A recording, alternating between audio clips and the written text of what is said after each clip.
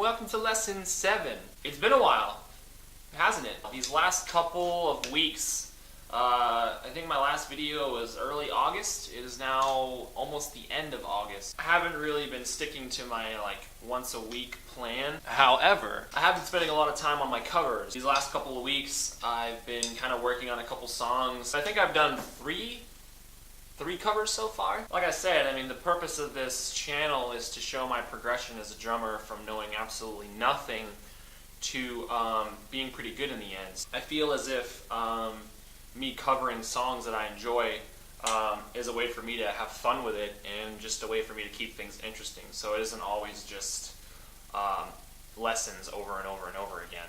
So anyways, check out my covers, go comment on them, let me know what you think.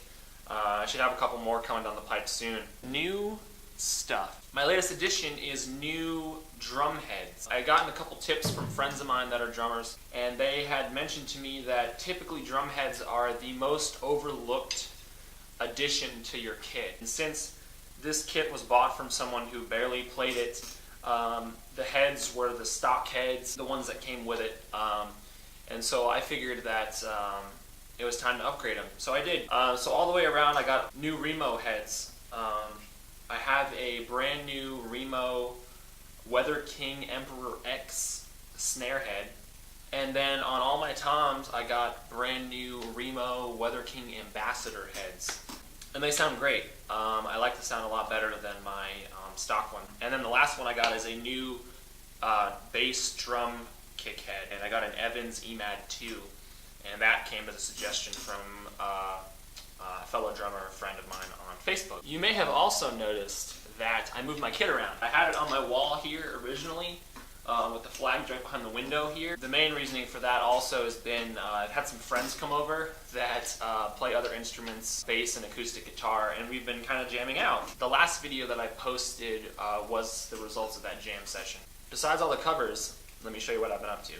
The main thing I've been working on lately is incorporating kind of a drumstick drag across the snare. And it kind of just adds a different element and just kind of jazzes up your normal beats. And that's kind of been a goal of mine lately, is to just, I have a couple steady beats down, but kind of taking it to the next level with those beats and making them a little more interesting.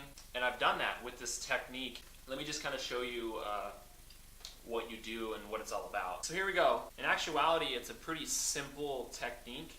Basically, you're just replacing a one hit on your snare, and you're taking your stick and you're kind of starting towards the top of the snare and letting it hang loosely again, kind of similar to what I showed you with the double stroke rolls, but you're dragging it across the surface of the head so it makes kind of a rattling noise.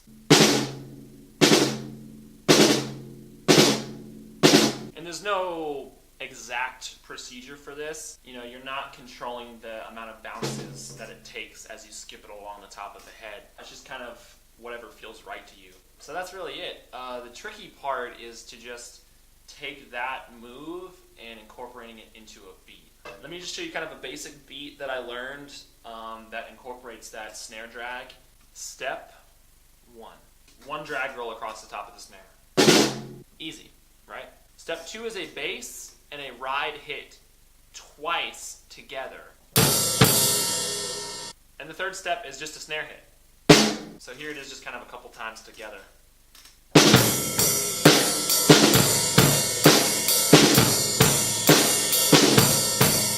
I know I told you that there was only 2 hits of the ride and the bass together. When you start playing it, you'll notice that you have to keep that ride steady. Keep it at a steady beat and then continue to do the procedures I showed you.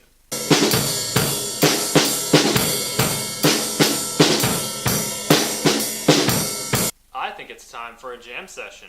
How about you? I think it's time for a jam session. How about you? Ha ha ha ha ha ha ha ha ha.